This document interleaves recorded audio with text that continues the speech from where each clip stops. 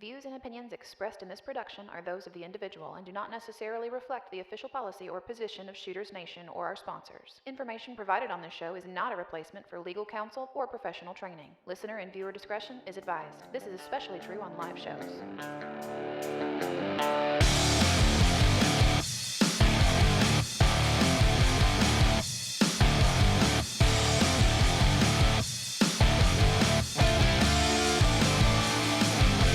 Welcome to the Shooters Nation podcast, the show created for you, the armed citizen.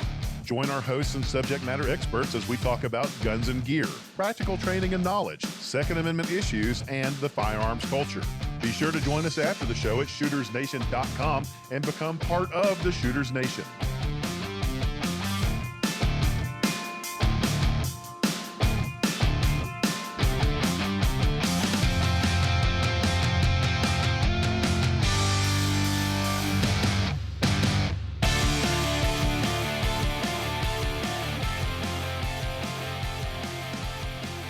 Hey folks, welcome to Special Shooters Nation.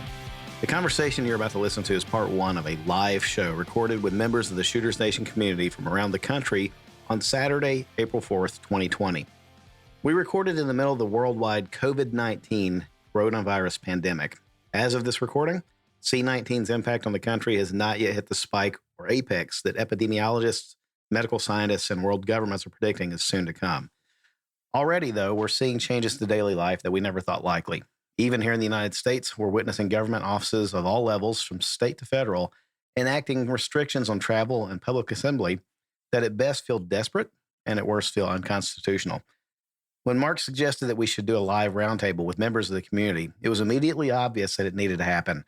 We spent nearly 5 hours from Saturday night into early Sunday morning talking, listening, and struggling with the same things that practically all of you are dealing with too.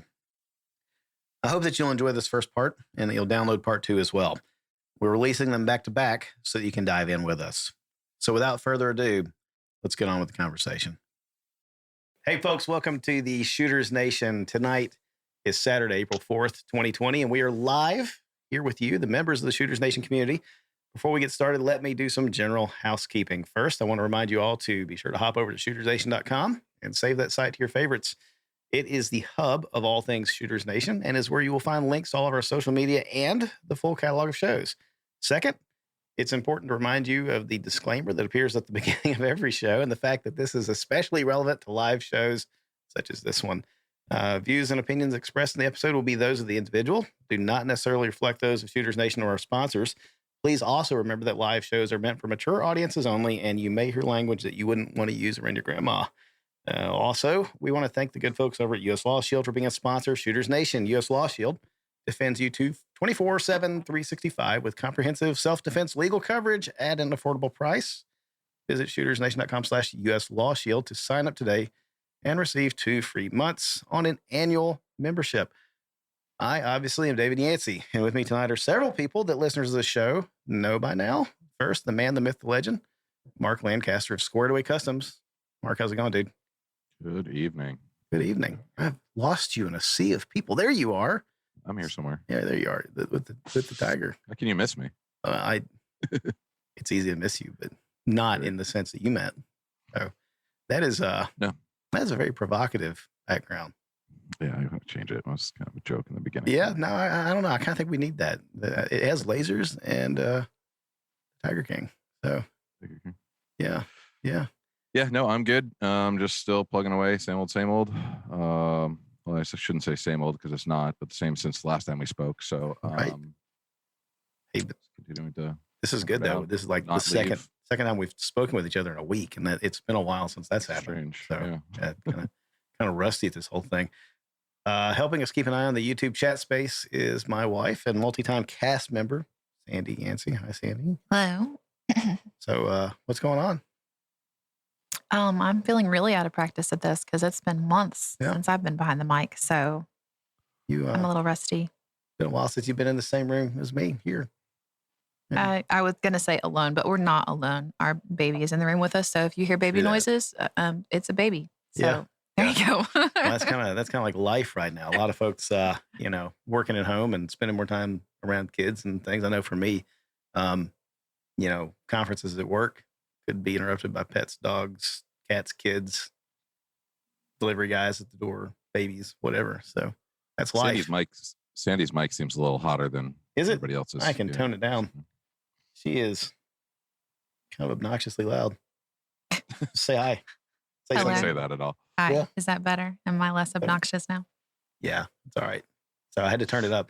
Did a podcast with our daughter last night. She likes to do these little like daddy-daughter podcasts, and I have to turn her mic up. So that was fun. Learned all about the corona fluid. It's not a flu, it's a fluid. The fluids. The fluids. Yes. Hysterical. So she learned about bats and communism and China and all the things that you want to teach us. And now she's scared of Batman. Yeah, it's great. So this is a live episode, as you've noticed. And, we've done these before. They're always a lot of fun. We're looking forward to talking with you guys tonight and, seeing what current events are like in your part of the world. So these live episodes are definitely challenging from a production aspect. Literally anything could happen, and it usually does. So please bear with us if any technical problems arise, especially those of you that are watching on YouTube. The folks that are here in the Zoom meeting with us, they're going to know in real time when things go to pot, but the rest of y'all are going to catch up about 30 seconds later. So if it happens, just hang on. We'll be back with you. But there's also that short delay between what you see on YouTube and what we see in the chat window. So if you've got any questions, give us a second and we'll get to them. Sandy's going to try to, field those out to us. Those things are typed in, but definitely type chat questions in on YouTube. Mark, any opening statements as we get going here to kind of set the stage, or? Not really. I just wanted to have like just a kind of roundtable, townhouse, whatever you want to call this, I guess, just a conversation amongst a bunch of like-minded individuals on what they're doing. So maybe we can all take a little piece of the pie back and adapt how we're doing things and learn from each other, I guess. Yeah, definitely. Sandy, any opening thoughts, comments, whatever? No, we didn't talk about this at all. So I have no idea what we're doing. I just showed up. Oh, Mark just told you. Any thoughts on that? Nope. No? Okay. All right, great. Wonderful. So, I did my homework for this episode, as you can tell. Yeah, you did. Absolutely. So I guess, Mark, you're drinking Stag. That's what I heard. Yes, sir. I have some Buffalo Trace, and I know that Nate said he had some Buffalo Trace, so we're well represented from the Buffalo Trace distillery there. Sandy, what have you got? I've got Michter's blended. And no joke. That's a good one. You won't let me go to the liquor store to buy resupply, but you're going to drink the Michter's. Your call. Yeah, and I called Michter's. Okay, do your thing. Do your thing. Yeah. That's fine. All right, good. You won't be mad just sitting there, David. No, if I just run off to the liquor store tomorrow and resupply, you're good with this. If you come home with 2 gallons of Maker's Mark, I'm going to roll my eyes again because I don't drink that crap.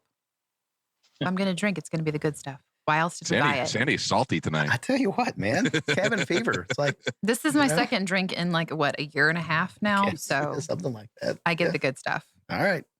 It's also one half of a shot. We've got got the Bookers in there too.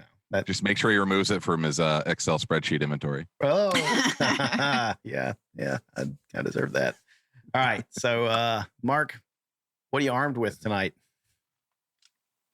Look at that. Yeah, I got one over here. It's in the corner by the book bag over there. Oh yeah. Yes. Yeah. And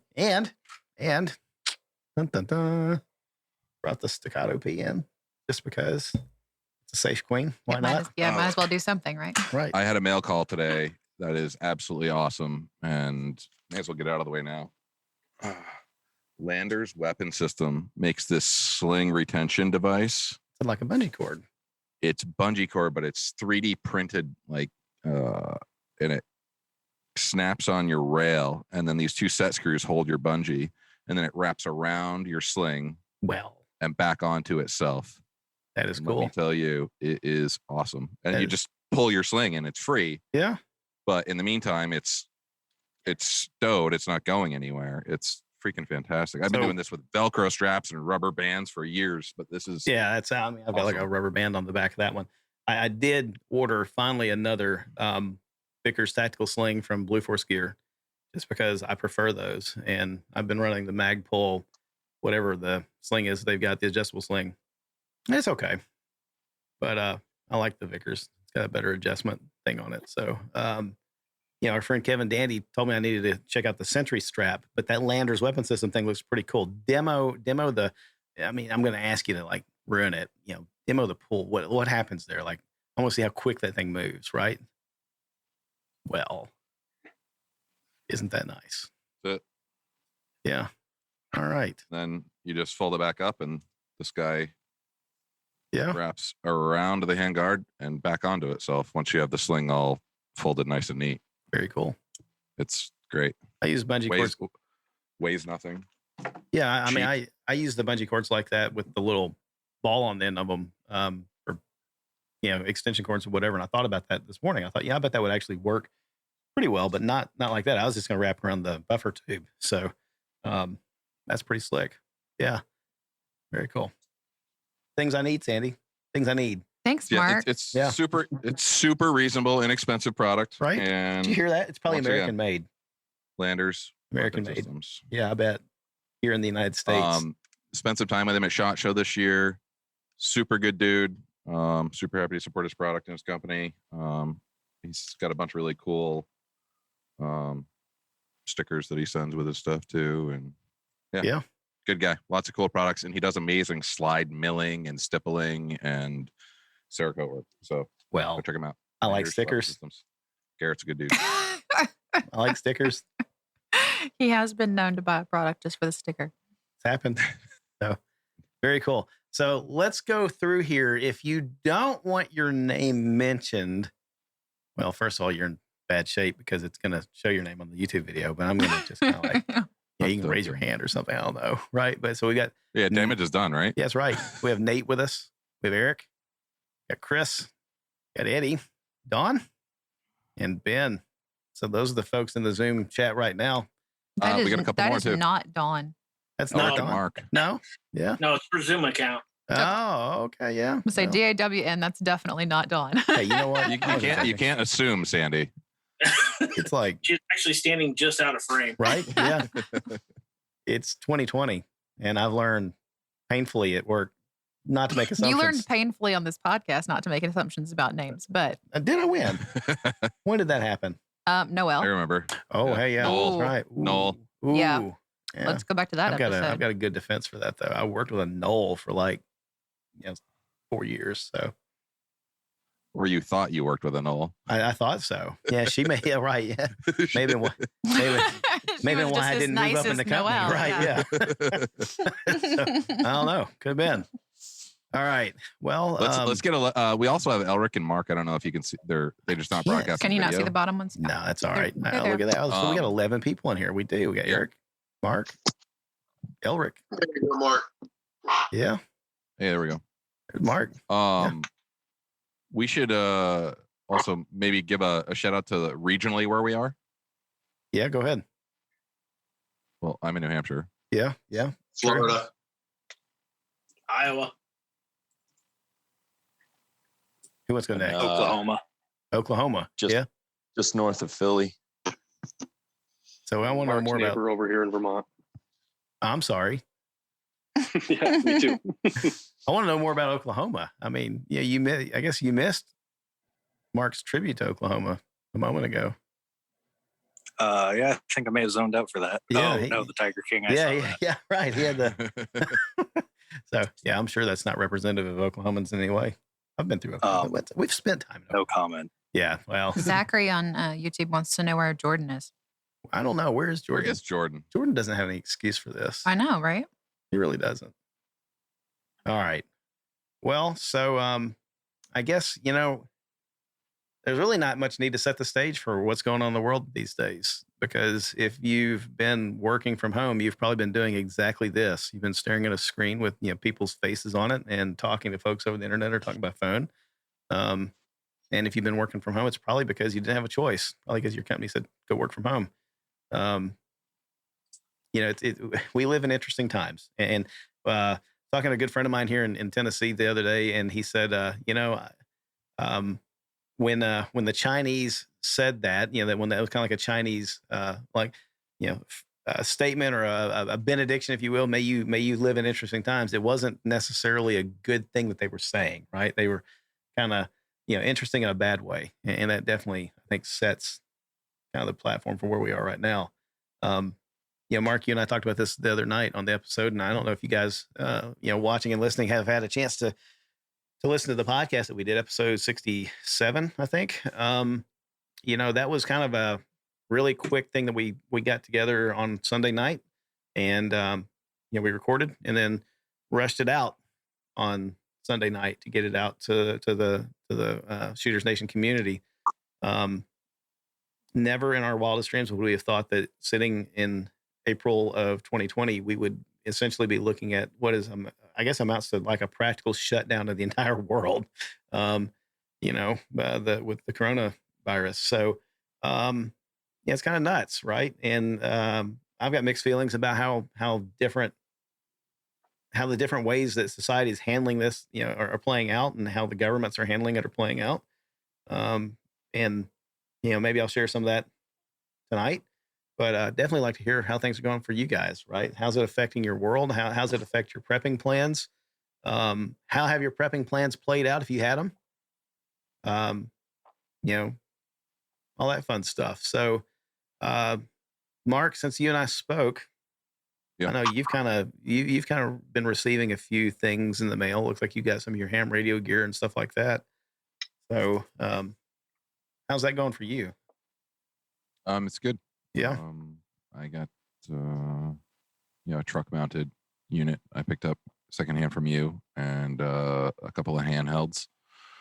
I'm happy to hear the ham radio is starting to turn on approvals for online testing and certifications, which is good. But the problem is there's so few of them doing currently. They're booked out months. So it's like, doesn't really make a difference. Yeah.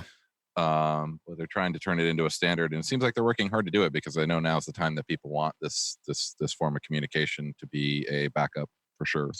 And I mean, that's why I kind of got into it. And then it's just like, man, it's always, you're always just a day late, It's just like I just started too long, waited too long to get involved. Now I have to wait, so it sucks. But for emergency purposes, I still have it. Got a really good repeater in close distance that reaches most of New Hampshire and Vermont. So I'm in good shape emergency wise with the radio if I need it. Yeah.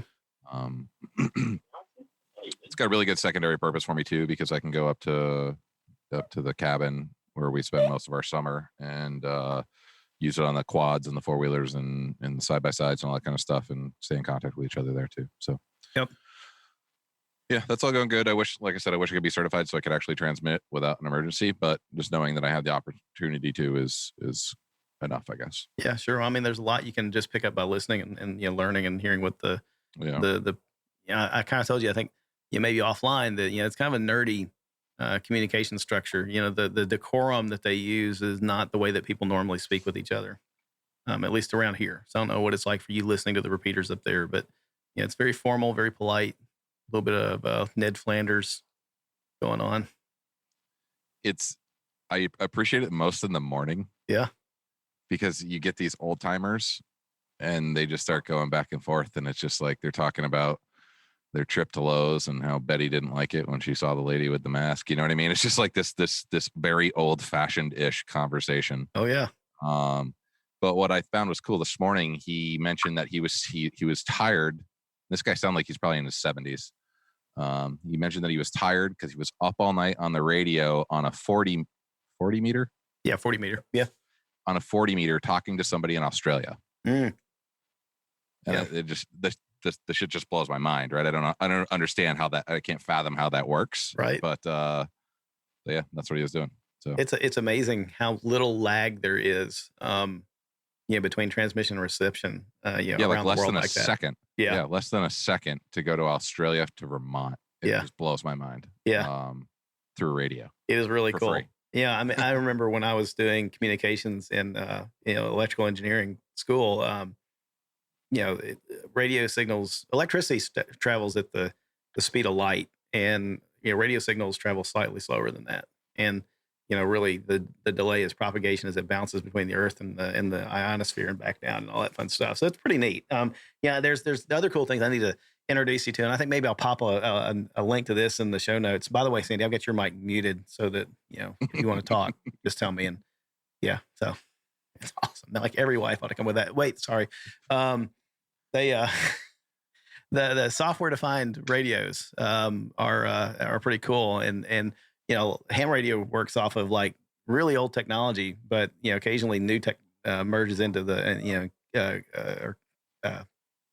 impacts with ham radio, and software defined radios allow you to actually bring it into the computer. You don't have to have a big radio unit with all the tuning equipment, and people have put these software defined radios on the internet, and then you can hop on a web page and you can listen to these folks talk. So you can listen to conversations between folks in Vermont and Australia. So pretty neat.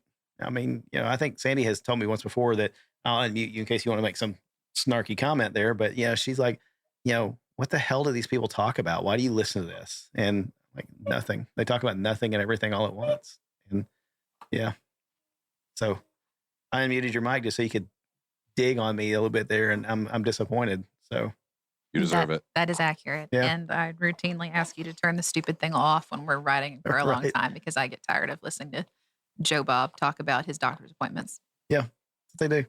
Talk about doctor's appointments and their diabetes, and I mean, I would be super happy if this triggered like a whole new wave of people interested in ham radio, and there was like, talks about guns and somebody stuff. That'd be cool. Younger than 72 on ham radio. Not that I don't like old people, but I mean, like, it sounds like ageism. It really sounds like ageism. You're an ageist. The conversation could be a bit livelier. That's all I'm going to say.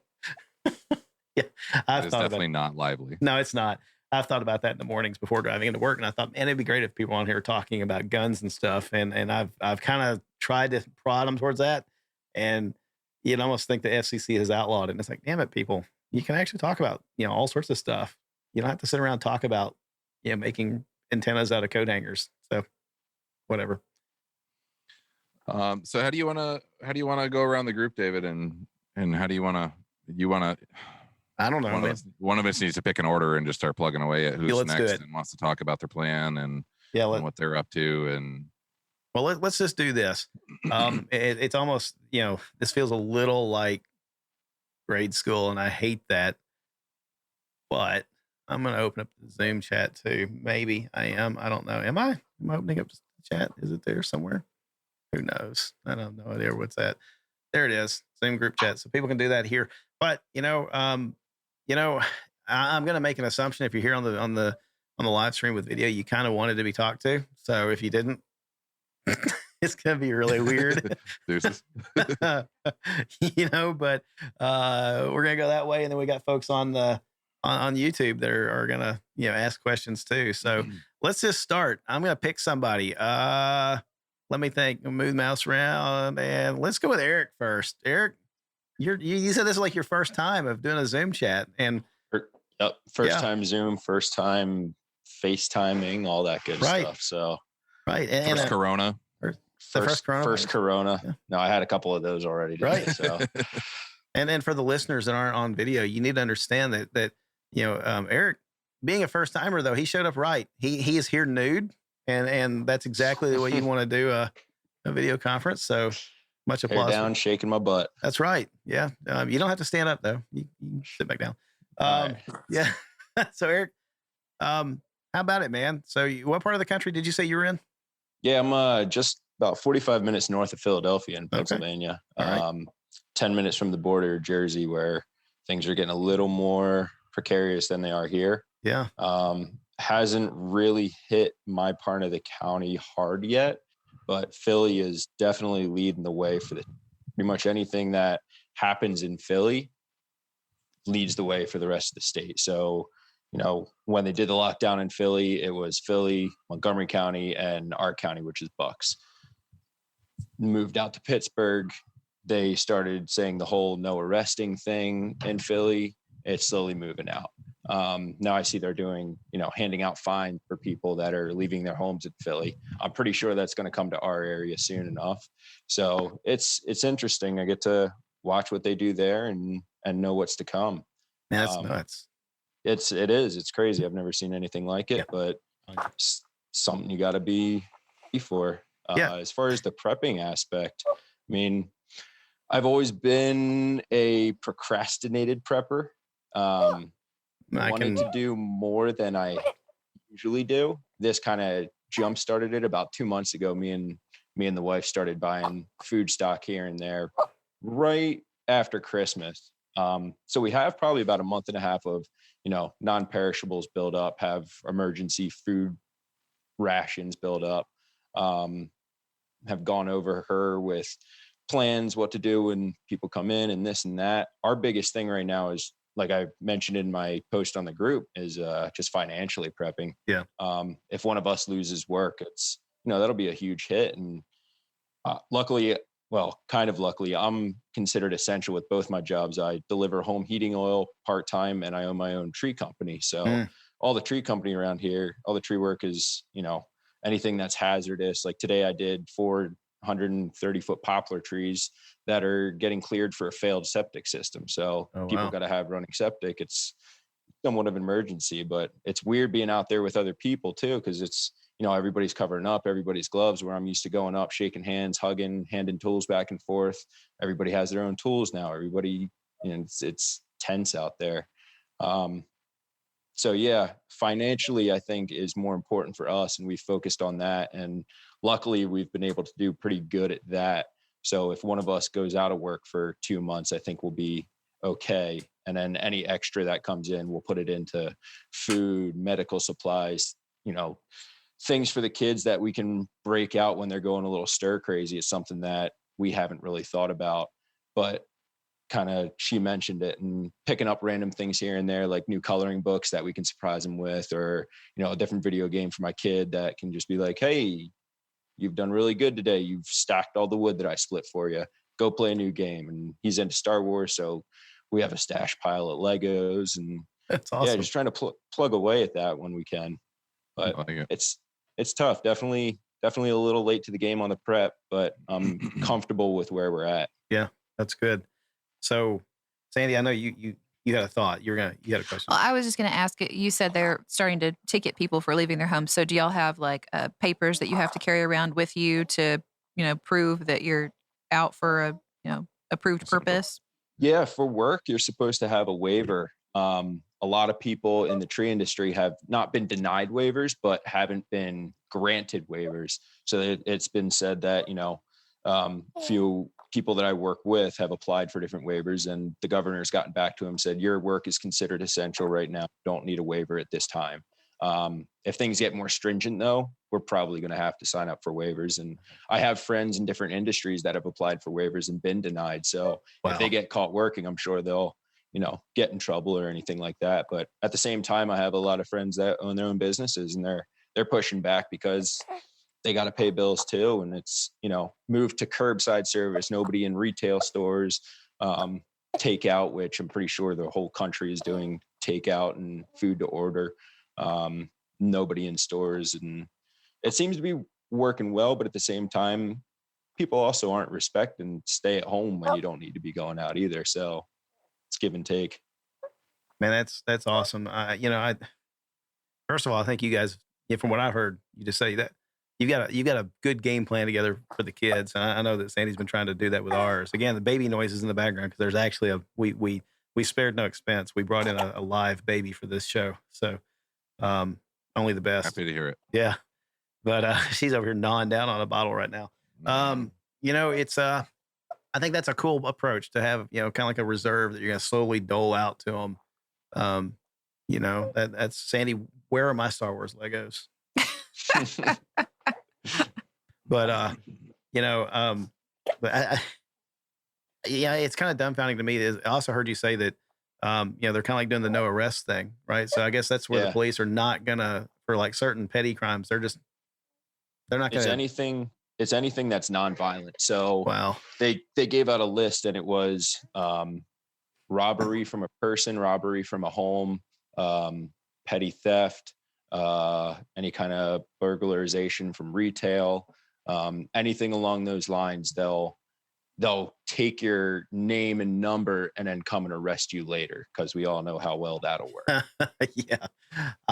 It's funny. So we've got a good friend, Matt, that I think he's probably lost some respect for me lately, and I hate that. But I don't think what he what I've done, let me say it this way. I've done a poor job of communicating my stance on some things, and that's probably given him a different impression of me than I intended. But it just dumbfounds me that the police are literally going to not arrest certain criminals right now. And, they're at the same time going to hassle you and ticket you for being out trying to make a living. I don't know. I'll stop there. I'll say more later, I guess. But that just, it's kind of wild. So how about Nate? First out, I'm gonna give a shout out to Kelly in Georgia. I see that you're in the YouTube chat. I appreciate that. A couple other folks in there. So Nate, how about you, man? How about the prep and such? Yeah, so I mean, a lot like Eric, I'm a procrastinated prepper for sure. I've always been stocked up on food because I like to be fat, so I like my freezer full of meat all the time. But to your point, David, about law enforcement, I'm actually a sheriff's deputy here in Vermont.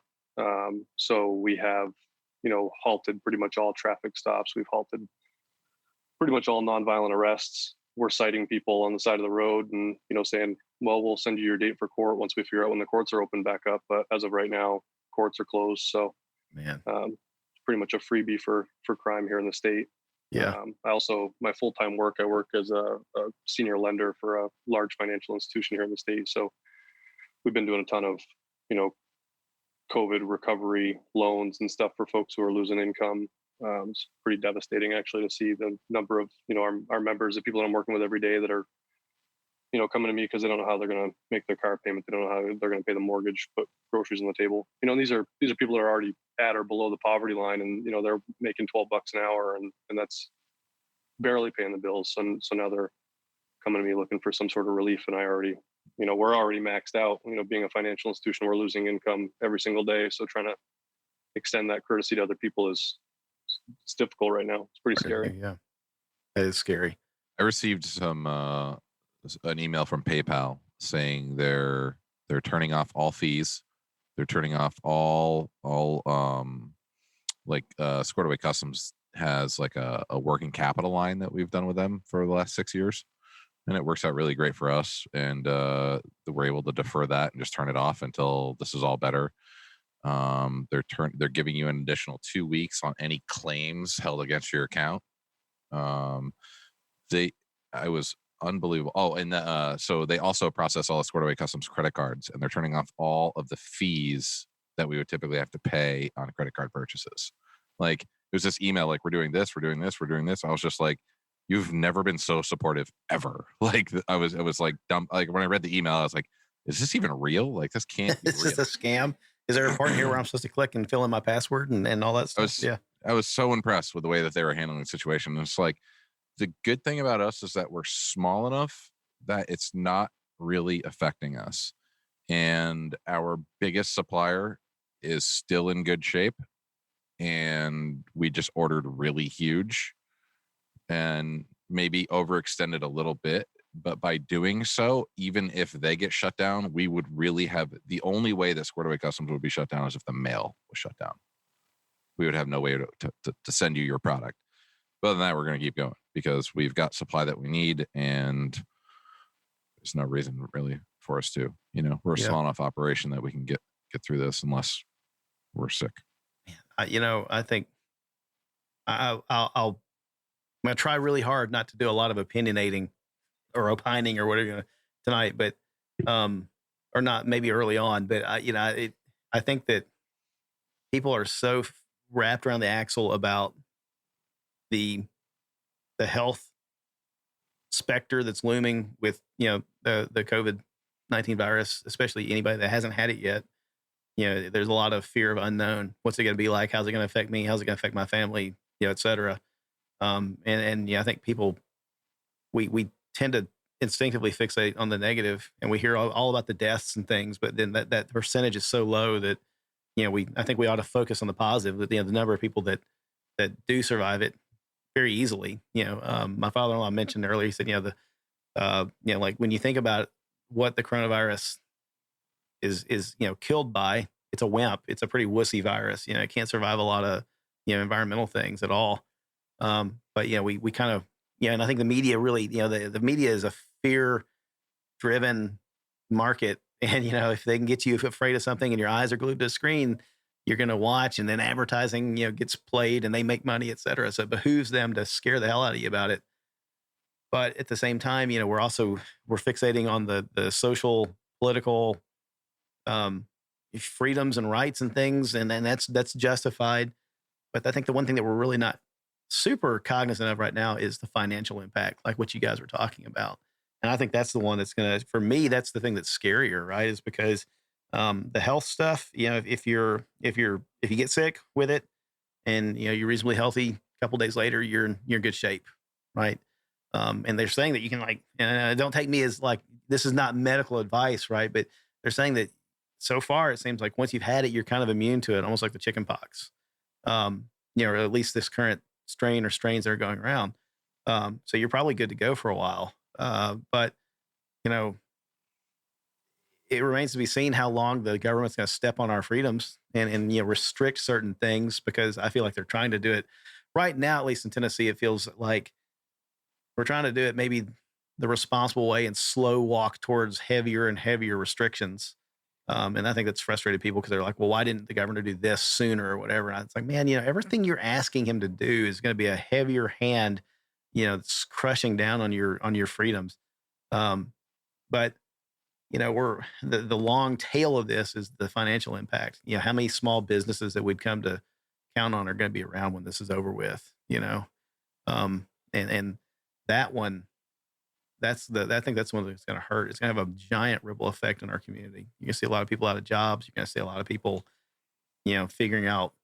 I tell you, I honestly, Mark, I kind of think that there are job sectors right now that their continued relevance in our lives is in peril. And it may be 10, 15, 20 years down the road before those kind of jobs make sense again, because this feels like we're getting a lot of priorities reset for us. What's important?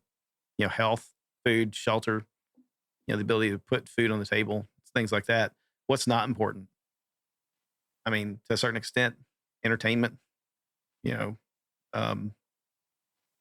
don't know. There's a list of things that go on in my head that are probably not super important anymore, or at least not right now. I'm not going to spend my money on some things. Yeah, the money is definitely my fear, and it's not. My fear is not that I'm not going to have it. My fear is not necessarily that I'm not prepared, because I know that I'm prepared to get through quite a ways now. But my fear is for other people not being prepared. And as I said in the podcast the other night, that's my biggest fear. Is like, what are these people going to do? Mm-hmm. And it's like, typically these are the people I refer to, anybody that's close to me knows that I just call, I call like, shady actors and so on and so forth. I just dub them all like shitheads, like, what are the shitheads going to do? Like, what's this guy doing? You know what I mean? That's just like dub them all. And like, I can't even dub these people that, you know what I mean? Like these people, these potential people.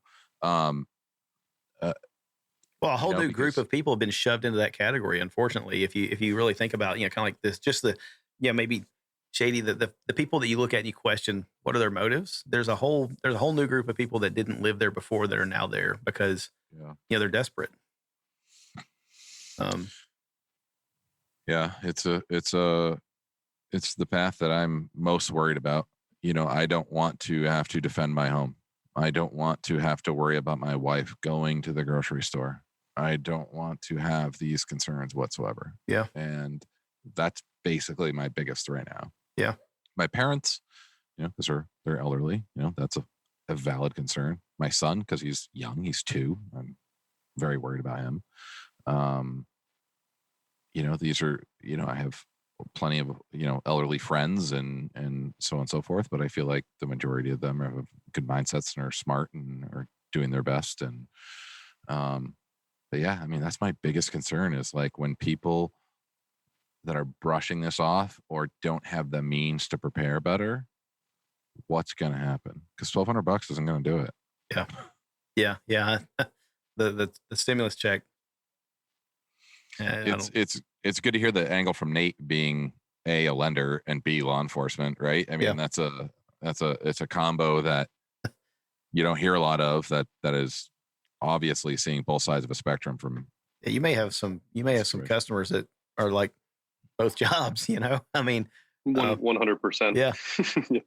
Yeah. I've arrested people and then, had to approve their car loan for them 3 days later. Did it click for them? Did they like, hey, I know you, or no? No, I mean, Yeah. most of what I do is remote. I don't meet with people face to face Gotcha. for the most part. So in the organization I work for, there's a team of 4 of us that do 100% of the approval and denial for, all lending for the organization. So I sit in my office and I don't have to see people. So Yeah. I pretty much refrain from using my full name. My email signature just has my first name. I intentionally don't put my last name on there. So Yeah, smart. Eddie, how about you, man? So you're local. Eddie and I go way back. Yeah, I'm Middle Tennessee, more rural. Yeah. So I live between Bonnaroo and Jack Daniels in a little town next to a Air Force base that does not have any flying planes. Right. So yeah, there Right. you go. And that's actually where I work. We're getting shut down. So they just publicly announced that. So I'll get to be home with my wife, whose salon's been closed for a week now. So there's a lot of impacts even starting to roll into the rural areas that we're seeing. No travel restrictions yet in our area, like some of the others have mentioned. Yeah. But obviously, aside from the really weighty concern of $1,200 not even allowing me to afford a tiger of my own, I'm really kind of concerned about how the shitheads, how are they going to react whenever they've missed 2 paychecks? Right. How is that all going to go down? Because there's a lot more economic impact in this area right now than there is sickness. Coffee County's got 5 as of today cases total. So nobody's really taking it very seriously at all. The streets are packed. The grocery stores and everywhere that's open is currently packed. And I've been taking this very seriously, especially in conversations with my wife and my family for a month now. And we've always kept 6 months at least of non-perishables and a pretty good stockpile ahead of things like meat and whatnot that can go in the freezer. The biggest things that we've that I'm going to change about my prepping is going to be having smaller, more packaged, quick, things to be able to grab and go, and maybe some freeze-dried fruit, things like that. That quick energy. That's something that's been seriously lacking. But other than that, I'm really feeling it for the small businesses, the ones that are going to have, like you referred to, David. There's going to be a realignment of our priorities as far as what we go and spend our money on, even after all of this. Mm-hmm. Personal services, things that people realize, well, maybe I should keep more of my own money in the bank instead of extending myself on luxury items or services. So we're in for possibly a very necessary, cultural realignment there, but there's going to be a reaction, both in the market and in our daily lives. And so I've been enjoying may be too strong of a word. It hasn't been pleasant, but I've been very aware of the fact that life has slowed down. Yeah. And I've been able to, wave at my neighbors and have more interactions in a smaller community. And that has probably been the most welcome thing in this experience. Right. Yeah. So you mentioned your wife, and of course we know her, but the community here doesn't. So she owns a salon. She's a small business owner. Yes. And in Tennessee, salons were very unceremoniously dumped in the same group as some like unsavory other occupations. A couple lower than dirt. Right. Yeah. A couple weeks ago. Right. And So it was a real, it was actually very unsettling, because the very first couple of proclamations, I'll call them, that came out was just very strongly recommend that you close business or adjust your whatever. And so Victoria, being very concerned, especially after having conversations with me, was very hesitant to want to book very many customers, and just to try to avoid, hey, I don't want this spreading through my business. But she's got two ladies that booth rent from her, and they depend on her for income. to be able to have a place to do their business. So it was actually a relief whenever the governor made it mandatory through his executive order to close such businesses, the non-essentials, if you will. But it was a relief because that actually allows a couple of things to happen to be able to recoup some of those losses as a small business. So Yeah. I'm going to be delving into that, probably tomorrow and next week. I'll have plenty of free time to do that with now that I'm furloughed too. So that's fun. Not, but I guess I get to my local range is staying open. Oh, that's and, good. Indoor range or outdoor? Which one is that? It's an indoor. Okay. It's an indoor range, so I can at least go and shoot the pistols, and I have a little bit of ammo. I got a couple cases, so not a terrible amount that I view as expendable. So I may blow off some steam. I've got 30 days basically, so we'll see what see if I can ration it. Yeah, I've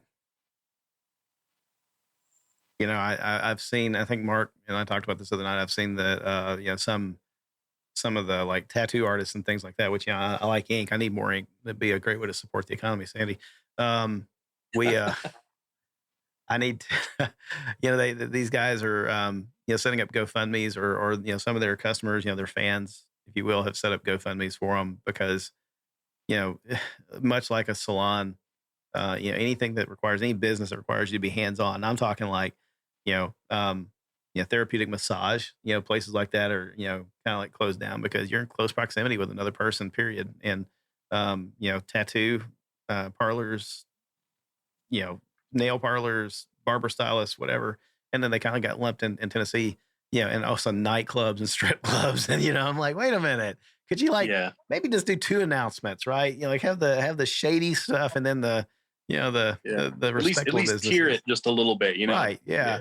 But yeah, it's a real thing. But I have seen the community come together. I mean, Victoria's got an opportunity to, she's been online in some local and some global just forums of folks with her, of her particular trade craft.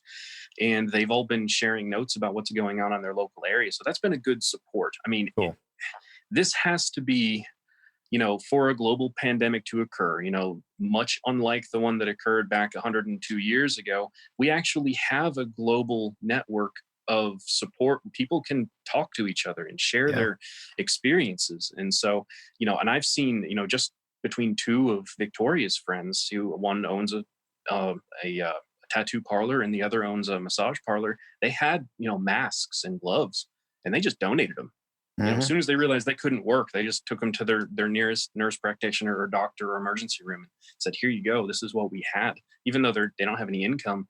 So the community, if allowed to, will continue. They'll survive. They'll find a way. Yeah. Well, small businesses, man, that's we're going to see a lot of impact there. So be thinking about you guys. So we got Greg. How about it, man? How about you? How's it affecting you guys? In Iowa, really not that bad where I'm at. I'm about 20 minutes from either Illinois or Wisconsin. I can be in either state in about 20 minutes. Some of the guys coming over from jumping over the bridge, they've got their paperwork for essential employees where we work. We're working a machine shop. And my wife works for the same company as graphic design, which I'm on her $7,000-$8,000 in-home setup that she brought home from work to do this. Nice. Nice. So for us, we're still running 6 days a week. No signs of slowing down right now, but for the most part, when you go out somewhere, most people are staying home. You see a few people out riding bikes, doing some walking. See the neighbors every so often playing out through the back with their kids, and once they go inside, we go out with our 2 kids. I got a 3-year-old and a 4-year-old. So, well, all in all, nothing's really changed for us other than, like I said, we're not going out and doing stuff just for fun. Go to wife and I own some farm ground south of here, so we get real bored. We go to the back part of the farm where all the wood's at, where I go hunting and stuff. Go out there and let the kids run. And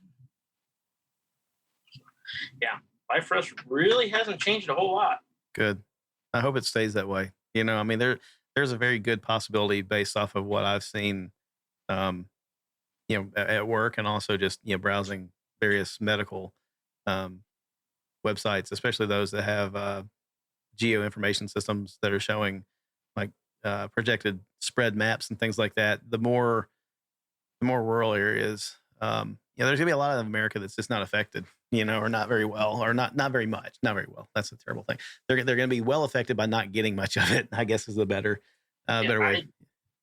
Based off the symptoms and stuff they were given, I think it runs through my house in January. Yeah. Both of my younger boys were mild, 101, 102 fever, the runny nose, bad cough for about 2 weeks. And we took them into the doctor, and everything they checked them for come back negative. And they're like, "Oh, okay, it's just something respiratory. It'll work its way through." And wife we didn't have these tests then, right? So I mean, yeah. So pretty sure my dad went through the same thing, and he's kind of in that age range. He's a fairly heavy smoker. It's kind of like, okay, stay home. Yeah. My in-laws are quite a bit older. My father-in-law is 80 years old. You cannot keep that man in the house with nothing. Right. You call out there. How's it going? Oh, I went to Lowe's for 2 hours and walked around. No, that's not how this works. Yeah. No, that's good. That's good. I'm glad. Who knows? They say that, a lot of people will get this, never know that they had it, and just, be a carrier. And that's kind of an interesting, that reminds me of dynamic. Grumpy Old Men. He's like, I'm 98 years old. Meredith Burgess, man. Bacon sandwiches, and bacon for lunch and bacon for breakfast. Yeah. Like, gonna keep smoking my Pall Malls without the filters. Thank you. Yeah. Oh God, man. The outtakes. If you've never watched Grumpy Old Men, you need to watch it, and you need to watch the outtakes reel at the very end. It's just beautiful. God. It's a good movie. Yeah. Very cool. Kind of my father-in-law, other than he doesn't drink at all. But pretty much all the rest of it, yeah. If you've seen his diet, by all means, he should be a 450-pound diabetic, and he's 5'7", 160. It's good genes, man. Yeah. Yeah, apparently. Yeah, it's good. That's very good. All right, so let's see here. Who else? Well, hey, Brad Jones is joining us. What's going on, Brad? Sure. We'll go over to Chris Martin. Chris, you're in Georgia, right? Yeah, that's right. How's it going for you guys? Yeah, how far away from Atlanta are you? I'm east of Atlanta. I live in Conyers. It's about 20 miles east of Atlanta, going toward Augusta. Okay. So it's going okay. My wife, she works full time for U.S. Law Shield, so she's been furloughed for the rest of this month. We're not sure about May yet. They're saying May 1 she should go back full time. I work part time for U.S. Law Shield, so I haven't been doing much of anything. I went to a range today and hanged out over there for a while, and not really much traffic, right? Not really much interest. So we did that for a while. I am blessed, though, because my full-time job is essential. I'm a facility manager for a company that reconditions steel drums. So we're essential, for the chemical companies and the medical waste end of it. So I'm full. We're busier than hell, be honest with you. So that's a blessing for us for sure. So we're able to keep going, right now. My prepping game was almost non-existent. I've always had the issue of dealing with the wife about prepping and how we didn't really need it. But it's funny, after all this stuff got going, right, the first thing out of her mouth was, hey, it's maybe not such a great idea to listen to me about prepping anymore. So we're okay. We went to the store today, actually, when we left the range, and we're able to get some food. We spent about $220. We're able to get meat, still no toilet paper. So no hand sanitizer, but we were able to get meat and enough stuff to last us for a couple weeks. So I was glad about that. It made me feel a little bit better anyway. Yeah. But gas is low. I'm still driving to and from work. So, it's it's going okay for us. I can't complain too bad.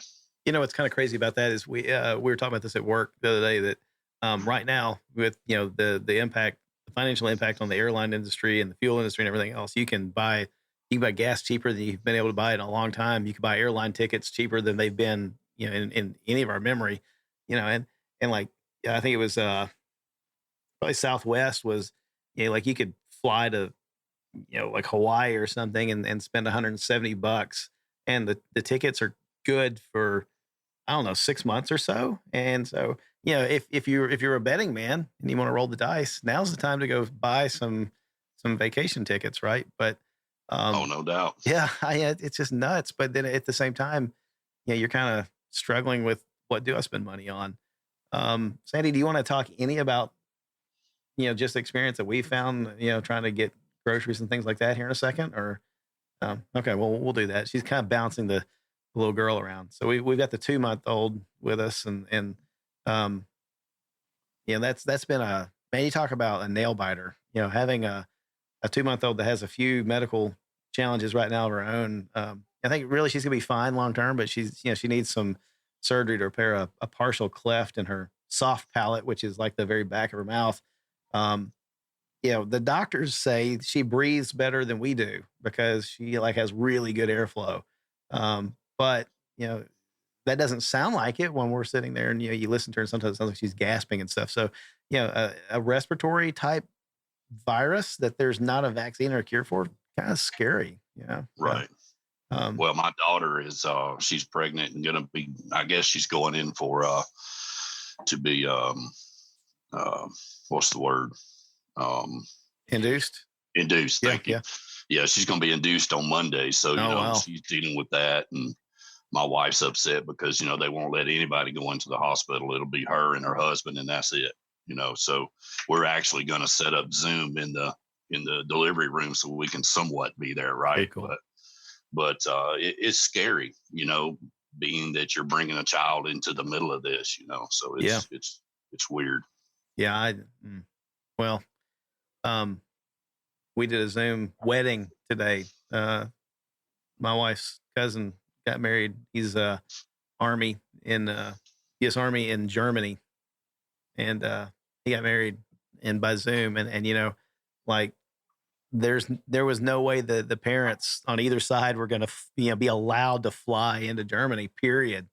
And so you talk about a kind of a bittersweet arrangement. On one hand, it's like, wow, this is really cool. Thankful for technology. You can do things like, watch a wedding or, witness a childbirth or something like that. But on the other hand, it's like, man, this sucks that you can't be there in person. So yeah, it's just not the same. It's better than nothing, but it's not the same. Yeah.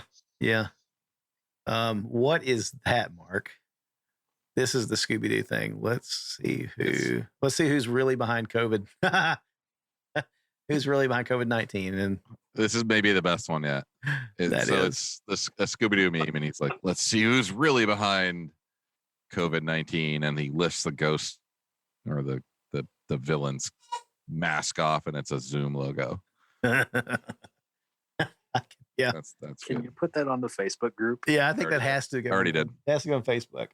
Already did. I'll say real quick, Zachary in the YouTube chat said, wait, Jack Daniels is a town too? Only in Tennessee. And I'll clarify. Jack Daniels is not, well, actually, Eddie, Jack Daniels damn near is the town, but everything that's there is Jack Daniels. That's right. Yeah. I think, fact. yeah, I think so. It's Lynchburg, Tennessee, but it's very much like if a corporation bought a town and put it on And wrote a lot of the laws. Yeah. Pretty wild. So, all right. It's like that old rich asshole in the movie Roadhouse. Right. Yeah. Just started buying up everything. Yeah. And everything. Oh, it's crazy. I mean, you go down there and you walk around and it, at first it's like, man, this is amazing. And then it's like, wait a minute. I feel like, what was the movie, had Jim Carrey in it, wasn't it? It was like where he didn't realize that his whole life was a TV show. I forget what that movie was now. Anyway, like back in the 90s. What was his name? Yeah. Ed TV. Yeah, Ed TV. Yeah. Yeah. Yeah. And that's kind of like what you walk around Lynchburg and you realize, wait a minute, every bit of this is scripted. It seems like so. Yeah. It's pretty neat. That's it. All right, so Sandy, you're gonna hop in here and talk a little bit about just the experience of your refill a bottle first. All right, cool. You gonna do that on camera? Yeah, great. I miss having a baby in the house. I tell you, I'm waiting. I made sure that I marked this show as being for mature audiences, not because of things we were saying, but I was expecting her to forget she's on camera and just pop a boob out and start feeding a kid. So and I'm numb to it. Like I have family and people come over and you know, I was like, I didn't think that I'd ever get to a point in my life where everybody in my family would know what they look like. But anyway. The Truman Show. You're My still on wife mute. just texted me. The Truman My Show. wife texted me. The Truman Show. The Truman Show. All right. So didn't think we were going to talk about that tonight, did you? I mean, first of all, I am going to be pumping because, you know, I can't feed our daughter. I have to pump. So yeah, I will be sitting over here. Look at that. The number of viewers has gone up. Notice the So- camera shot is from like clavicle up. So we're No, good. it's not. It's really not. It's yeah. I have my camera off button. Don't worry. It will still be rated PG-13. So the experience of shopping, especially, you know, you haven't listened to the last episode, have you? No, so I don't really don't know what matter you've to already you. covered. Like the things that are important to me. Just Well, let's talk about some things that you definitely didn't cover because I'm doing all of it. How many of you guys are stuck at home with like lots of children who are not in school anymore and your wife is like pulling her hair out trying to wrangle them and their schoolwork and keep them away from you all while you're working you see from this? your home office? There was no sympathy. There were so many hands up right there that you couldn't even see faces anymore in cameras. Yeah. No sympathy there. Yeah. None. So Sandy, you haven't listened to the podcast. So like here, like Kristen's in software in healthcare, and she's literally working on a COVID-19 software program that they're building Yeah. specifically to handle this. So like of all the times, like she is completely slammed at work. Oops. Sorry. I sell guns at a national level. I'm completely slammed at work. And we have a 2-year-old and a 12-year-old. 12-year-old's trying to learn Zoom and how to do 7th grade school from a PC, and a 2-year-old's just trying to burn the house down. So it has been Yep. bonkers challenging. Yeah. And So we talked about the fact that it's stressful enough to try to find food some weeks. Like guys, a couple of weeks ago, in you know, we live about 30 miles outside of Nashville, in you know, south of Nashville, in a community that honestly probably has more Ferraris and Bugattis and, you know, things like that per capita than any other county in the United States, except for maybe wherever the hell Los Angeles is, near Beverly Hills. And there's a lot of people that are living a completely different life than the rest of us in the county. And, you know, it's fine. It is what it is. It's kind of nice to see those cars and things. And we all benefit, I think, from having, you know, their money in the community. But this community is not used to going without, right? And so the way that they reacted was just stupid. When the internet said there's going to be a shortage of toilet paper, there was a damn shortage of toilet paper because they made it that way, right? I mean, we're a community who created our own gas shortage at one point in time, just because people said there was going to be a gas shortage, not because there was any event happening and not because there was any actual gas shortage. Yeah. But the entire Middle Tennessee community freaked out and went and filled their gas tanks all at once and every gas can they could find. And then there was no gas. Yeah. And So Mark, she really didn't listen to the last episode. so, yeah, I didn't. No, I don't have time. Mark's hoarding gas, but that's all right. It's not. yeah, It's not. yeah. He's Mark ordered prepping. gas at He's $2.40 a prepping. gallon. Now it's $1.72. He's prepping. Mark was stimulating the economy is what he was Yeah. doing. Hey, I was trying to be prepared. Okay. Yeah. That's good. That's Almost good. $1.50 Yeah. here. Guess what? Yeah. Now it's $1.72. I'm gonna go buy more. It's only $1.32 here. I think the last time I saw it. All I know is that, You like, filled up today. You didn't even look. I didn't. I mean, it was so insignificant. I was more like trying to pay attention to what hand was I touching the gas pump with. 'Cause I had a you know, Don't a touch your nitrile face. Don't glove touch on your one. face. Right? Yeah. So, yeah. Gas kills it anyway. Yeah. No, but yeah, I mean, I was poking fun at you, not the other guys, because I've been doing all of this. Well, no, but This. what you didn't hear, and I'll mute you real quick so that little girl doesn't she's like making her debut over here. The challenge is not only are groceries kind of hard to find. Like, we put in an order a couple, I guess a year or so ago, Sandy discovered the Walmart grocery pickup where you don't go inside the store anymore. And the first time I heard that we were going to do that, I was like, this is the laziest. This is like the next level of the scooters that people ride around inside Walmart. This is how we've gotten that lazy, And so, but then she was like, yeah, but I don't have to wrangle kids in there. And then when I realized I've met my kids, this is a good idea. It's like, okay, this makes sense. And you put an order in, and by the time that first of all, they're scheduling you 2 days out. By the time you get there 2 days later, they may not have had the thing in stock that you thought you were going to buy. And so, we're getting a lot of cancellations and a lot of substitutions and things. But then we've got a 2-year-old son that can't do dairy, anything dairy. Like if the person that made the food looked at a cow, he can't eat it. And, it just causes, really bad stomach distress for him. And like when he was really young, it caused bleeding ulcers and things.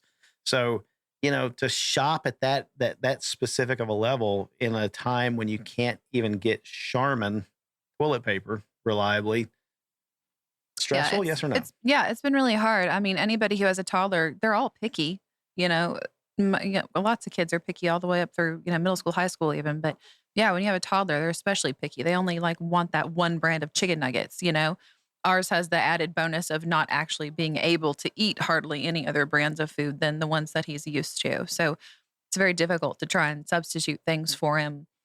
Find stuff that's safe for him. Even just like a loaf of bread is really hard to find. And everyone bought out all the yeast and salt. So I can't make my own bread because I didn't have yeast because I've never had to make my own bread before. But I can't just buy hamburger buns because they have milk in them. Beer, we would have yeast. You can actually get brewer's yeast, but you can't bake bread with that, can you? Can our kid drink beer? just matter of fact, he can. Just throwing that out there. Maybe I should Google bread recipes with beer yeast because I did find some ale yeast the other day. Or child beer recipes. That's right. Yes. Yes. So, yeah. I did see a fun homeschool meme the other day that was like, homeschool day 17, the kids started their next science project, and it was like a still set up in the backyard. I was like, I can get behind this homeschool project. Now we're talking. I was homeschooled, and I used to brew my own beer, and I have made bread with that yeast. So you can make bread with the yeast. Okay, maybe I should go buy some brewer's yeast then. Okay. And it was fantastic. Yeah. Okay. Well, thanks, you, Eddie. Thank you. I did finally I found some salt finally. I had the fun challenge of like right before all this madness happened, our son dumped the salt out on the kitchen floor and not knowing that it was going to be insane. I just swept it up and threw it away. If I had known, I would have just put it back in the container because it's going to be baked anyway. But then we couldn't find salt. There was no salt. Anywhere. So it was like, okay, great. We have a saltless home. This is not good. Pick that dog hair out of your salt when you shake it. I mean, the options were no salt versus salt that came off the floor. I was going to keep the salt, but no. I didn't know. So he had a fun time playing in the salt, and we had no salt. There you go. So I finally found some salt. I think Nate was going to say something, I think. Yeah, I was just going to say, if you guys really do need yeast, have David hit me up on Facebook. My dad's a baker. So. Oh, hey. Oh. Hey.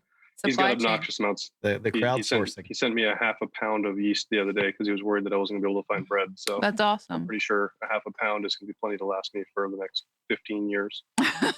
Well, I do want to mention real quickly that one of the viewers in the channel is also has been interacting with us as part of the community for a long while. Tony mentioned very early on in this, his company is working on a COVID vaccine, I think is what he had said. So he did. Yeah. He said he just had to go back to work. He's been on a break listening to us. So yeah, get back to work, Tony. I see you're in the thing right now. So I already said that in the chat. Like, we are the same person. That's sad. If you're working on a vaccine, get the hell back to work. What are you doing?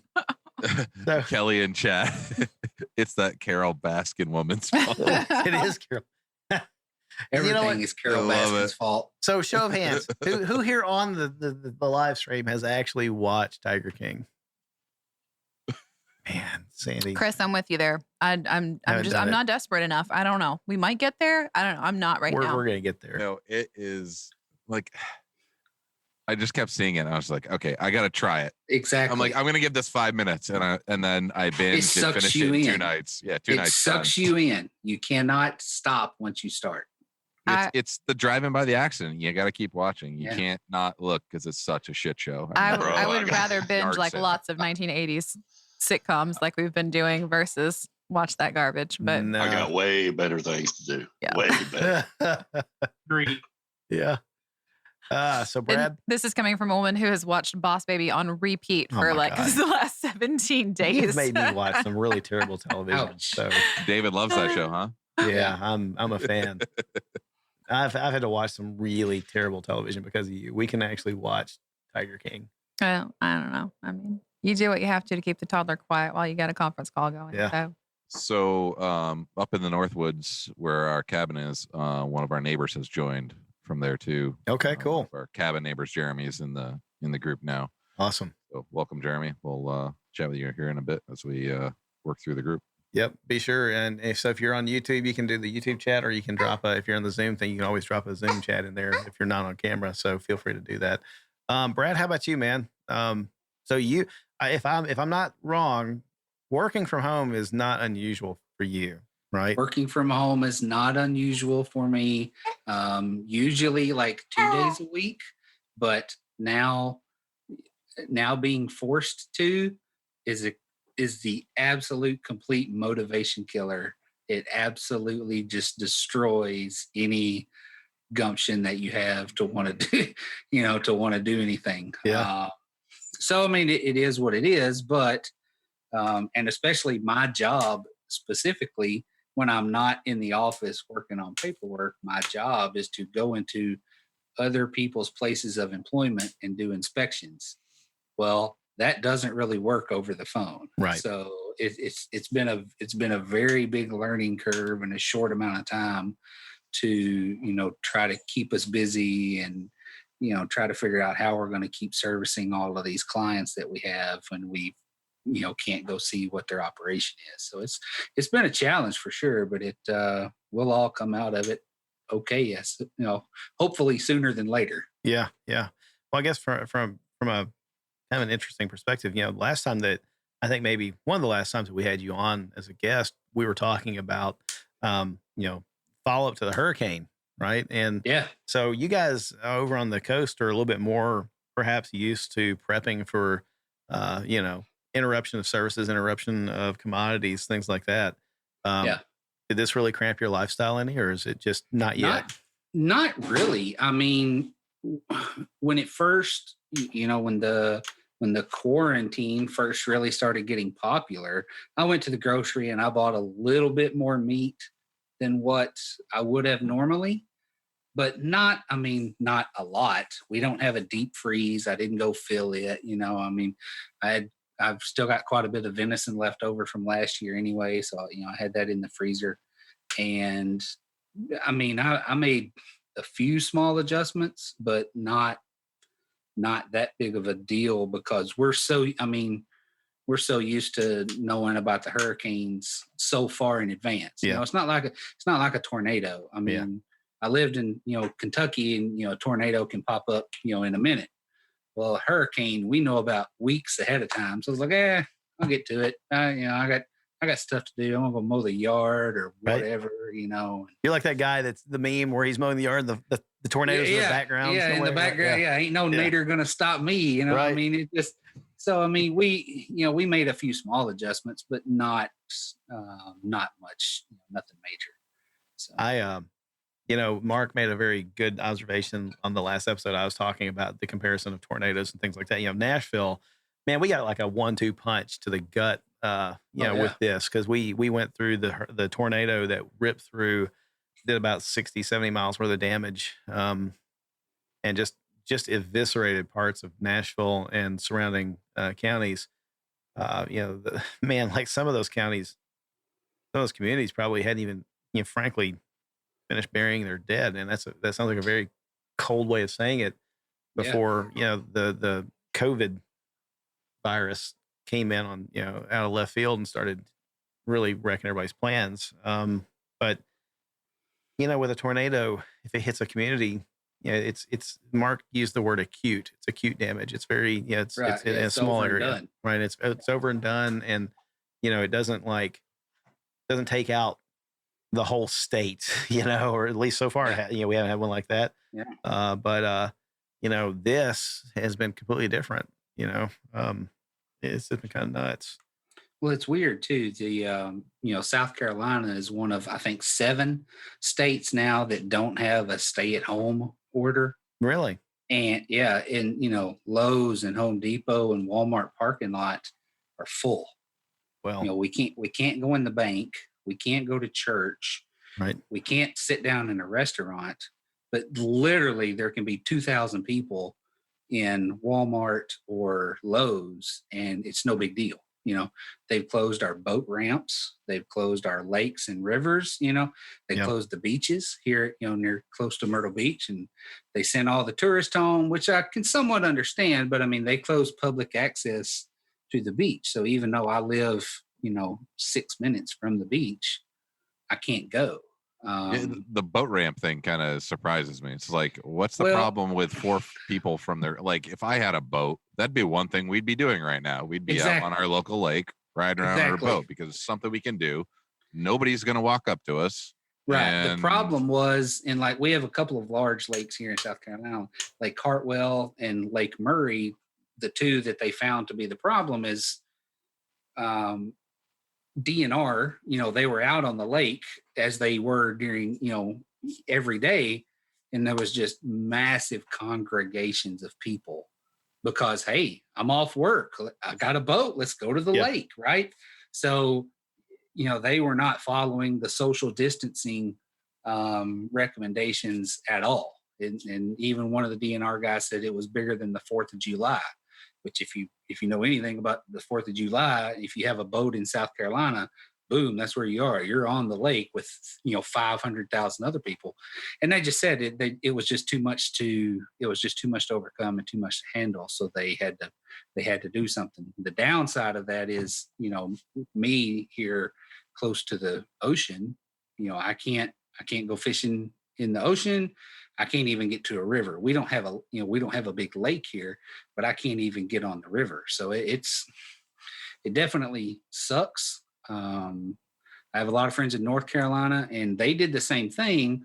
But I talked to one of them today, and he said that he's pretty sure they were going to lift the ban or the prohibiting the people on the water. So we'll see. I mean, I don't know, but I know here at least, just because the couple of very large lakes, it was a real problem. So they did the same thing here in Georgia. Did they really? Because of the same reason. Yeah. They hit us with that in Tennessee. I guess yesterday the announcement went out that state parks, boat ramps, things like that were going to close down. Of course, most state parks are on most boat ramps are on state land. And the problem was, people were just, people, and I don't fault them, right? But people just kind of want to, maybe it's a weird thing, but they want to be around other people right now. And even though that's like counterproductive, I think, Mark, what did I say last time? I've never felt closer or have more things in common with people on the other side of the world, but further away and more isolated from my own neighbors. Right. Right. And it's a shame. And part of me wonders if, we're all kind of overblowing that aspect of it, but, we shout at our neighbors from across the yard and how you doing? Do you need anything, that kind of thing. And, I worry about things like, when the teenagers next door, decide that they're going to start playing basketball and the ball rolls across the yard, out of their yard into our yard. And my 2-year-old wants to run over and grab it.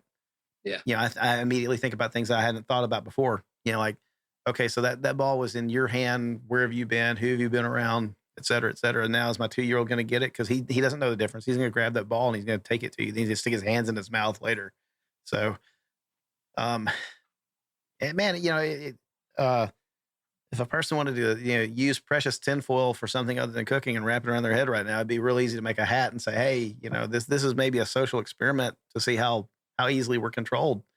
I don't think that that's really what's going on, but it's kind of obvious how easily we are controlled by certain things. Yeah, that's the scary thing is that we're so easily controlled, and I don't think they're trying.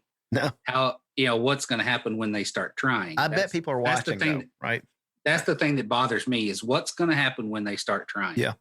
Yeah. I think, you would be dumb to be, a person or a state actor that has a beef with the United States or just anybody in the world.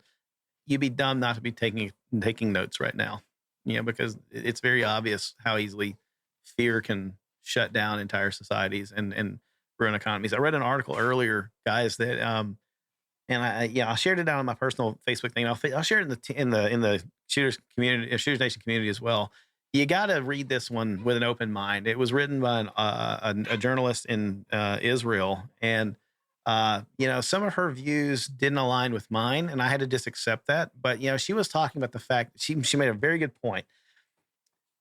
Money is not really what runs the world's economies. What really runs the world's economies is health. And actually she kind of backed into that by saying what runs the world's economies is trust, and so trust also, a lot of trust is predicated upon health. Are you healthy enough to deliver upon your debts and your obligations and everything else? And when world health started to collapse, the economy naturally was going to kind of suffer as a result of that. And it was interesting to see, perspective that maybe I hadn't considered before, and an outside perspective from a completely different vantage point than I have. And I think I kind of had to, even though I kind of like, man, I don't like some of the stuff you're saying. I don't agree necessarily with what you're accusing the United States of in some places here. I'm not on the hill that she's on. She's seeing it from a different elevation and a different perspective than I am, figuratively speaking. And, it's like, somewhere in between her views and my views is probably the truth. So it was hard to digest parts of it, but it was also very insightful to think about health as being a currency. Jason Demo, the man, joining us from the secret lair in Florida. How are you? He's got a green screen too. Is that it? Is that what that is? Can you hear me? Yeah, we can hear you. Yeah. I was busy watching Tiger King, so I was late. Right? Nope. I'm just kidding. So, Jason, how are you? Good. Crazy busy. Yeah. A little craziness, but yeah. So good. You said something in social media the other day that man, it was a gut check for me, right? And so we've been talking about preparedness and preparation and how things shook out, for our individual prep plans. How did reality meet our plan, right? And so the old adage of no plan survives first contact with the enemy, kind of is ringing in my ears, because what little bit of prepping that we had done, I didn't plan for this, but you said something different. You in Florida, you're more used to prepping for longer term, interruptions of conveniences and services and commodities and necessary commodities, not just conveniences. But you said you were going to adjust maybe after this by having more things that you could give away to other people. And that kind of hints at the fact that, you're adequately prepared for yourself and your family, which I think is phenomenal. But, that gets into the taking care of your fellow man, right? So, thumbs up, first of all. A lot of respect for that. But how are things playing out for you guys down there? How are you finding that folks around you are prepared to deal with this? Yeah, and to touch on that point, I've been a prepper. I don't like using that word, but I've been a prepper for probably like 4 or 5 years now. I've lived in Florida my whole life, so I've been through all the hurricanes, and I've been unprepared or underprepared several times, and I just kind of got to the point where I was like, never again. But my wife and I, we're pretty set for quite a while here with all of our supplies and stuff, but we've been talking through the situation. We're in this moral conundrum where it's like, okay, like how much do I give away to people that I really care about? Like I genuinely care about people, whether it's people in my church, my friends, family, neighbors, whoever it is. How much do I give away at the risk of giving away stuff that my family needs at home, And so that's been just kind of the difficulty for me is I'm like, man, I stockpiled all this stuff for myself, and I don't want to be selfish, but I also don't want to run the risk of giving away vital supplies to other people. Yeah. So yeah, no, I appreciate you noticing that on social media, but it's definitely something that I told my wife. I'm like, we're gonna have a budget after this, and just a closet that's dedicated for benevolence, for giving stuff for other people. Next time crap hits the fan. That's awesome. Once we get past this, but in Florida, I mean, we're on a 30-day lockdown, but nobody's really following it. At Ballistic Advantage, we're still fully operational, but anybody that can work from home has to work from home. So I'm stuck at home for the next month, which is nice because I can finally catch up on all my house projects and honey-do lists that I'm behind on. But other than all the stores being empty and all the shelves being empty, it's not real crazy here yet. I mean, it's not the boogaloo that everybody wants. How's life at Ballistic Advantage? What do you guys, what's business like for y'all right now? Is it just nuts? So March was a banner month for us. We did way more than we've ever done in any month before.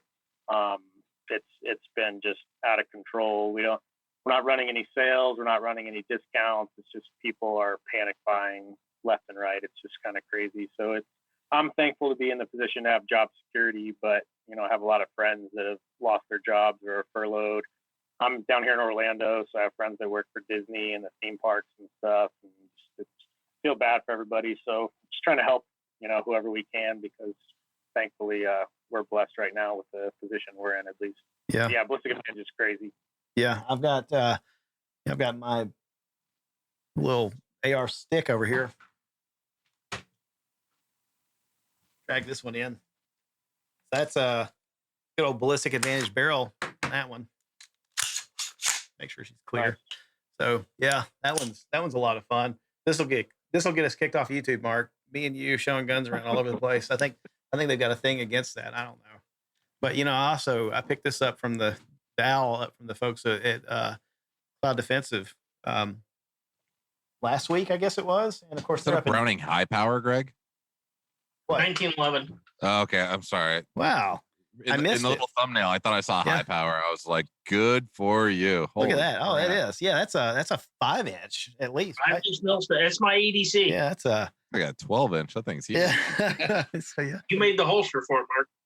No. You can reach out and poke them with that thing. Yeah. So, but if I run out of bullets, it's heavy enough I can beat them to death with it. Yeah, just throw it at them.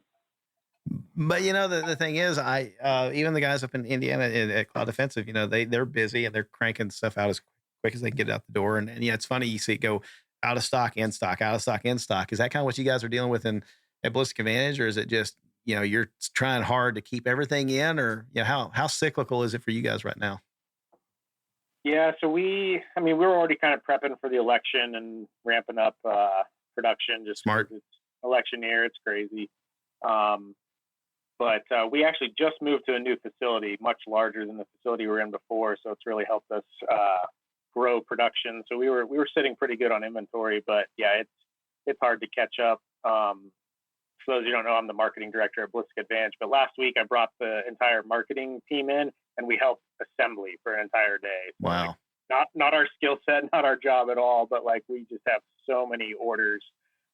Just the entire marketing team was helping assemble stuff and get it so that you get shipped out the door. But yeah, it's honestly, I think this is crazier than the Obama gun scare. It's just, I think it is. So yeah, I can provide a little insight to that. The company that I work for is, I don't know exactly, but let's just say a large percentage of the market share for guns and ammo sold in this country, period. And what we're dealing with right now is over triple the Sandy Hook Obama. Yeah, freak out. This is nuts. And that's absurd. That's an absurd number. Oh yeah, yeah. After, very literally, the boom after Sandy Hook pretty much helped us build this house. I think. Sandy's her camera's off, but wouldn't you? You can just. Your mic. I'll turn it back on. You want it back on? Yeah, I'd like to talk. Okay. Do we lose a child? Did she walk off? She did. She grew up and sprouted wings and flew away. No, my sister is quarantining with us, and so she just got our other two to bed, and then came to fetch the baby. So, okay, cool.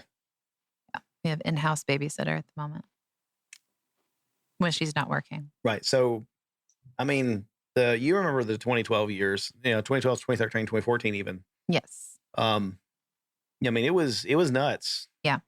even for us. So I think some of the folks in the community know, my real dive into the firearms industry, the firearms community was here in Tennessee when I moved to Tennessee back in the 90s. Started a internet community for gun owners in Tennessee. Very creatively named Tennessee Gun Owners. That's how my brother from another mother, Eddie, and I, we met, and some really good lifelong deep friendships have resulted from that. But 30,000 some odd members, and there's a very active private party sale community that happens there. It blew the doors off after Sandy Hook, and we're seeing that ramp up again.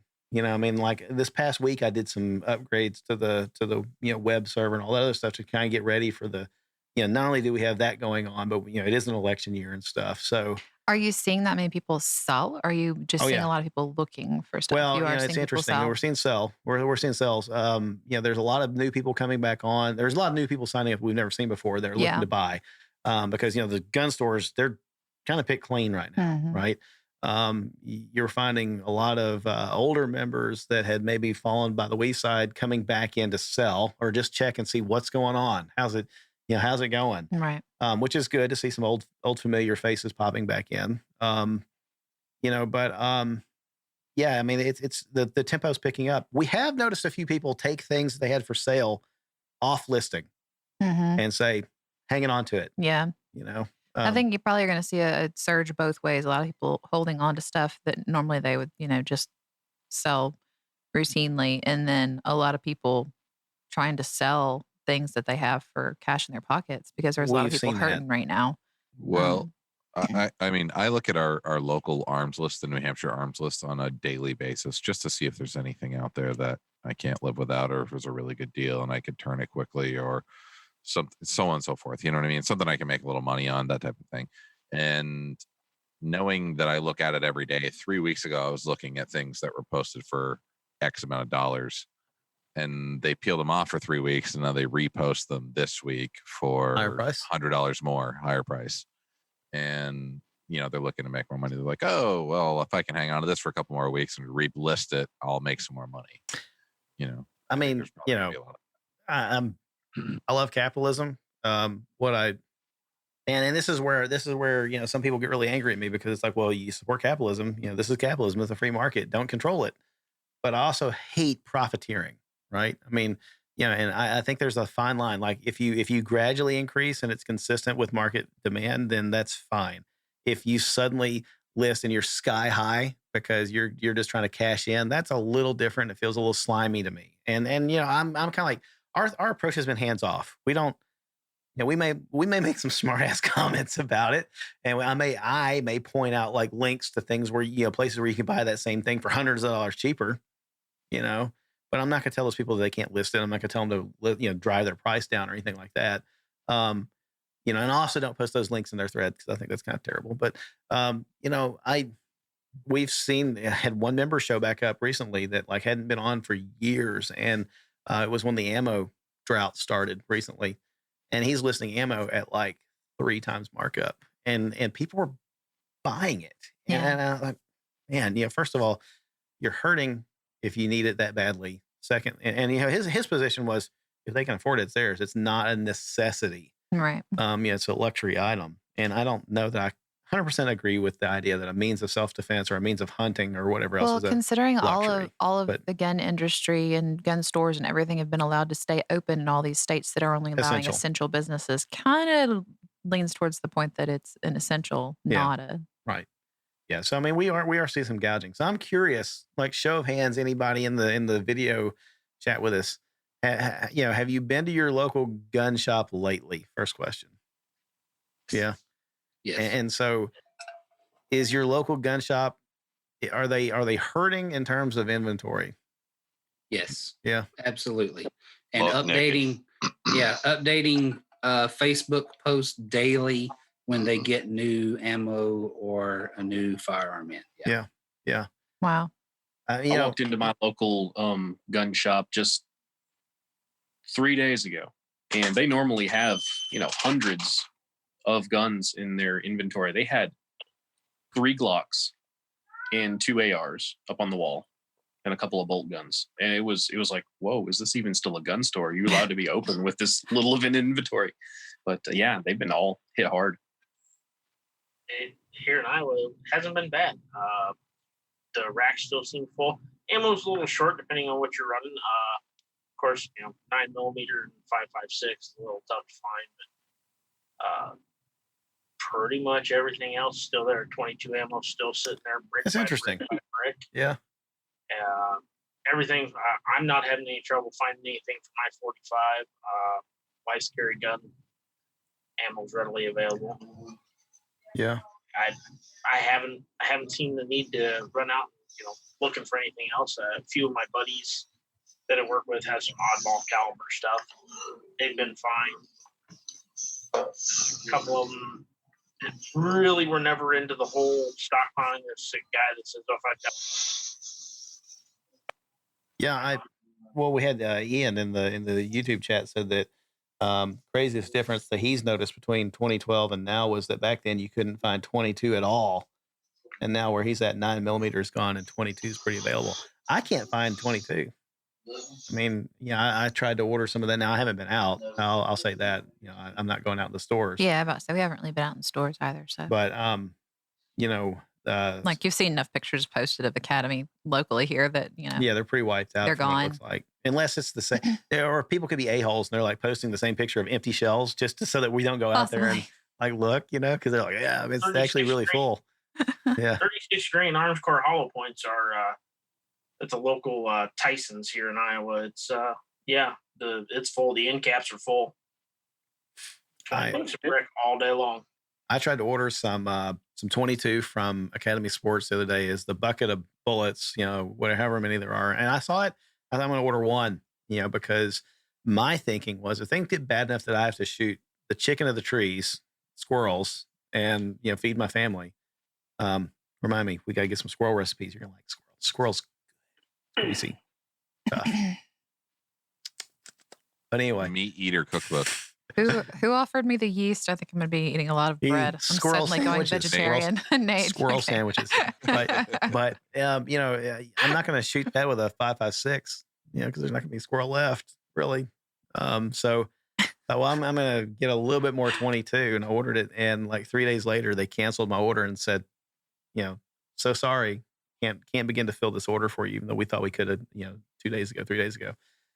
9mm. I don't know. Yeah, so I'm hoping that things kind of reach equilibrium soon. That people don't repeat the sins of the past, and they don't just continue to hoard and hoard and hoard and hoard ammo. I'm pretty sure that all the old FUDs that bought out all the 22 ammo from Walmart and post 2012 Obama era, they should have plenty left. They probably still have it. Yeah, they should have enough. So I think I have a view on this that's different, because I think what's happened is the panic buy that we experienced last time Obama, Sandy Hook, was us gun people fearing that we weren't going to be able to get our gun stuff. And this time, what we're experiencing is people that are scared for their safety, that are buying guns.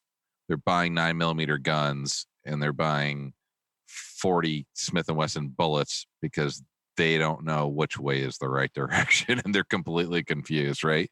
So it is a absolute panic buy, but it's from a different audience. And I was actually going to bring. Oh, go ahead, Mark. And where the biggest drought that we're going to see, and it's not even going to last that long, I think it's because us normal gun people are going to pick up a few thousand rounds of the stuff that we need, and we're going to stop. I hope so. And the non-gun people are going to continue to buy as long as they can, and then the secondary market's going to get flooded. But I think it's going to be a very different dynamic, because we're not afraid for our rights, we're afraid for our safety. And I know that when it boils right down to it, it's not going to take us that much. You know what I mean? I brought in a bunch of extra ammo because if there is a really big drought next season, I want to be able to train. I want to be able to shoot without having to pay out the nose for it. Right. Like, that's my reasoning, right? I'm not worried that I'm not going to be able to get it. It's going to be there, but the price increases are already coming down from manufacturers, which is slightly frustrating. But I think it's definitely a different climate, and I think that a lot of people learned lessons when they were paying $95 for a freaking PMAG. I think a lot of people were burned and learned some valuable lessons that you didn't need to do that. It may have been some overreacting. And I think that it's different. Yeah. It's different this time. How many Yeah, I was people gonna bring- reload? Go ahead, Brad. I was just asking how many people reload. I mean, I haven't. Yeah, I mean, I haven't seen a huge amount of change in availability for reloading supplies.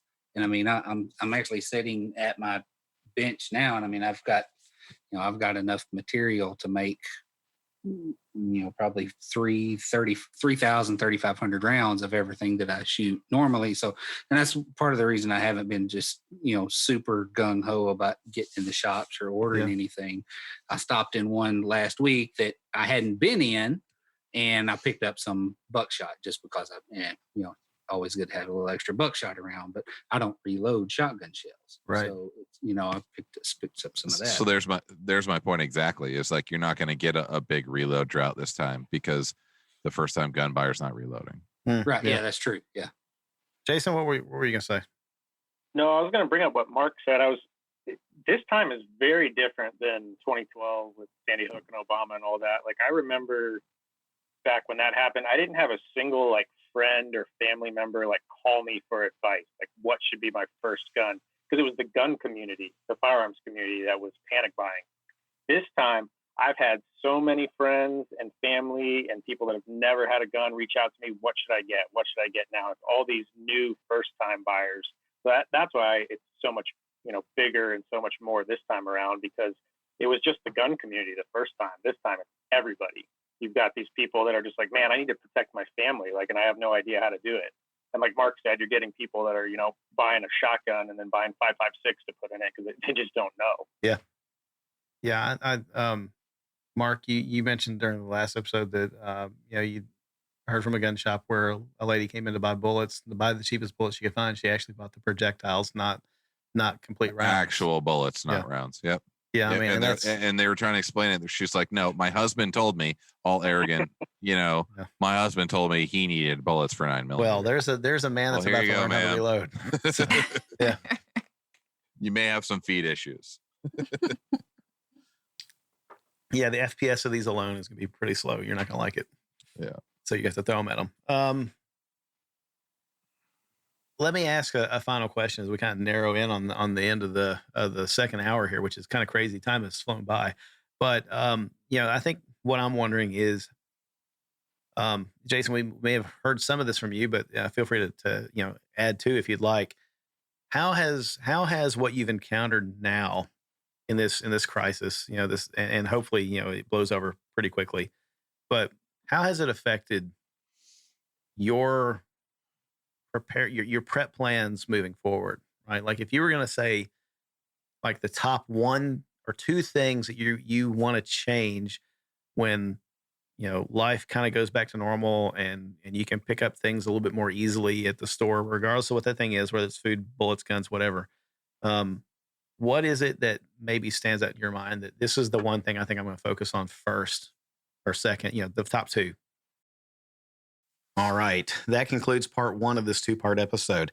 Again, I want to remind you that we are releasing part 2 at the exact same time as part 1. So you can go ahead and download it now and join us for the rest of the talk. As always, you can connect with us at shootersnation.com and on facebook.com/shootersnation. On Instagram, you'll find us as @ShootersNationRadio, and you can reach me by email at david@shootersnation.com, and you can reach Mark at mark@shootersnation.com. So that's it for this episode. Stay healthy and be hard to kill. Take care.